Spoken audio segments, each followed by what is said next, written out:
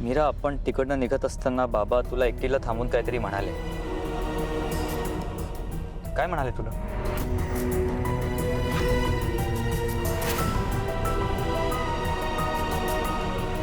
नाही, काही नाही.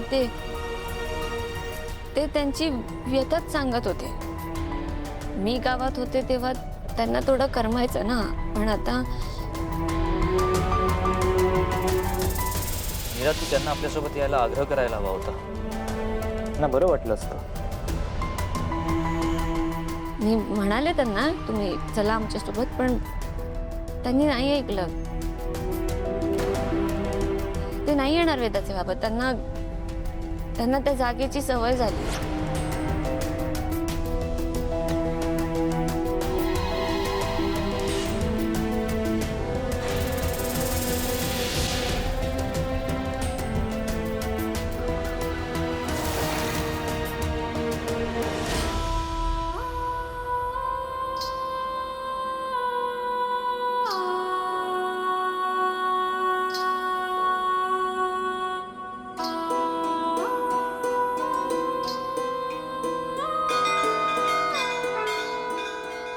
देवी आई, तू मला कौल दिलास, पण मी तुझ्यावर अविश्वास दाखवला. मला माफ कर आई.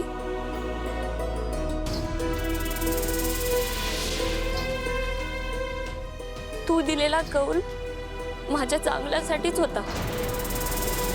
आता फक्त मला माझ्या बाबांनी जे सांगितलंय त्यात मला तुझी गरज आहे. मला मदत कर आई.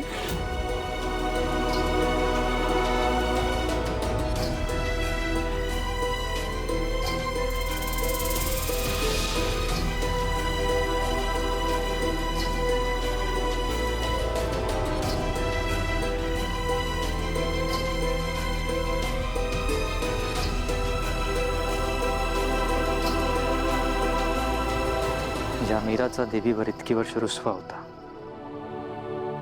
तीच मीरा आज देवी समोर उभी आहे. हात जोड. मीराचा तुझ्यावर राग नाहीये, आणि जरी असला तरी तो लवकरच जाईल. जर मीराने तुला बहीण म्हणून एक्सेप्ट केलं नसतं तर तिने तुझ्या आणि बाबांची भेट घालून दिली नसती.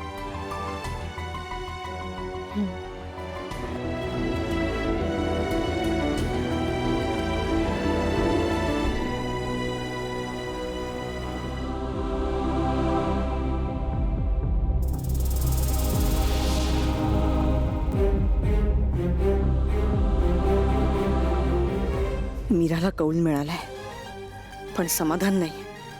म्हणून ती तिच्या बाबांकडे मला घेऊन गेली. तिचा बाप काय बडबडला ते कळलं नाहीये मला, आणि सगळं काय चाललंय माझ्या लक्षातच येत नाहीये.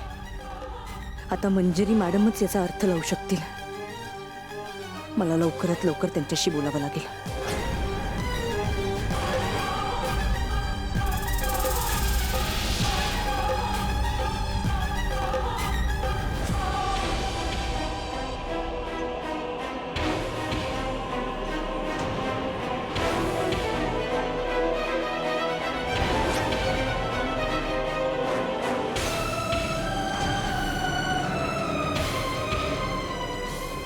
कौल मागताना तू मनात काय म्हणालीस?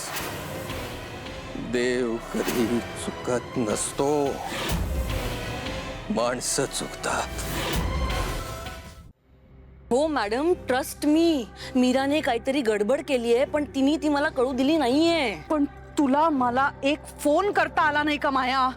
बर, मी तुला फोन करत होते तर तेही तू उचलत नव्हतीस. अहो मॅडम, मी तुम्हाला तेच सांगते. मी खूप प्रयत्न केले पण नेटवर्कच नव्हतं. ते जाऊ दे.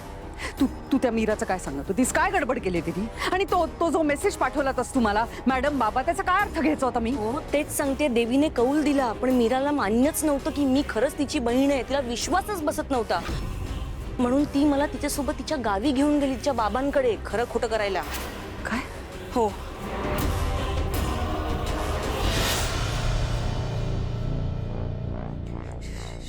शिवनाथकडे?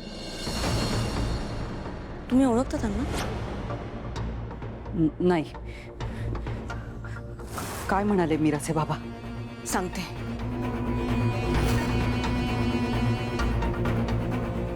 डोळे कधी कधी दगा देतात.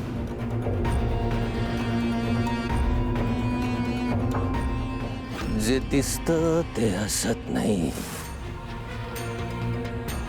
आणि जे असतं ते दिसत नाही. शिवनाथ असं बोलला? हो, शक्य नाही, हे शक्य नाही. काहीतरी गडबड आहे. शिवनाथ सगळ्यात मोठी अडचण आहे.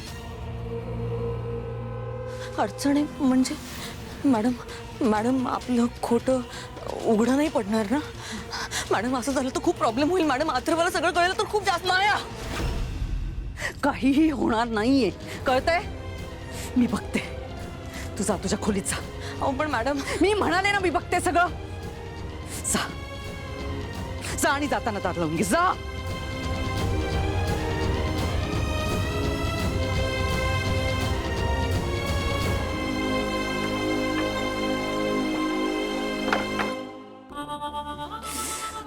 शिवनाथ माझ्या वाटेतला सगळ्यात मोठा अडथळा आहे.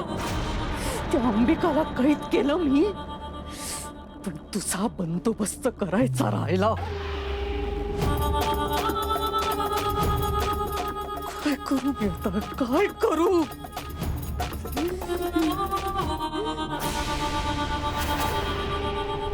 अर्चनी,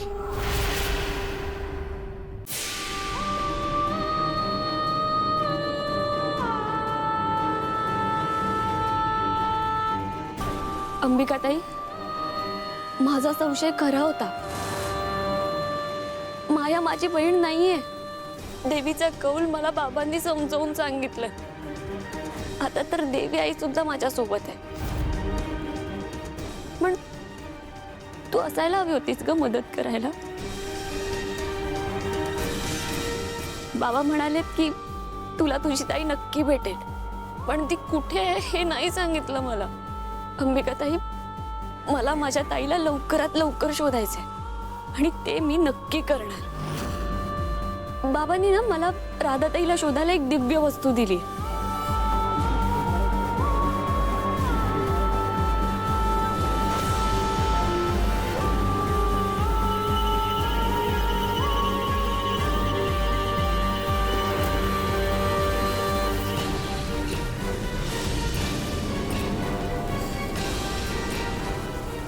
मीरा, मीरा.